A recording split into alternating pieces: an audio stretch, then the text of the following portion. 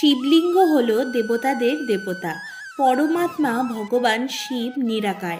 তিনি আলোর একটি সূক্ষ্ম আলোকবিন্দু। তিনি দেবতাদের ঈশ্বর, তাই তাকে মহাদেব বলা হয়।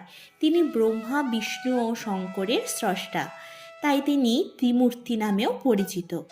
তিনি সময়ের তিনটি দিক সম্পর্কে জ্ঞানী, তাই তাকে ত্রিকালদর্শীও বলা হয়। শিবলিঙ্গের আক্ষরিক অর্থ হল শিব বলতে বোঝায় পরম কল্যাণকর, আর লিঙ্গ মানে সৃষ্টি। শিবলিঙ্গ বিভিন্ন প্রকারের হয়ে থাকে। শিবলিঙ্গ তৈরি করা হয় পাথর, ধাতু, মণি, কাঠ, মাটি ও মূল্যবান পাথর দিয়ে। বিভিন্ন প্রকারের শিবলিঙ্গের নামগুলো চলো জানি।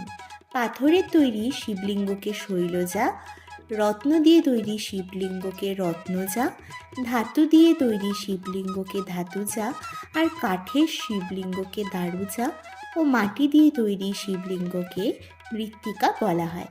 কিন্তু আজ আমি সুপার ক্লে দিয়ে শিবলিঙ্গ বানানোর চেষ্টা করলাম, আর তোমরাই দেখে বলো তো কেমন লাগলো তোমাদের।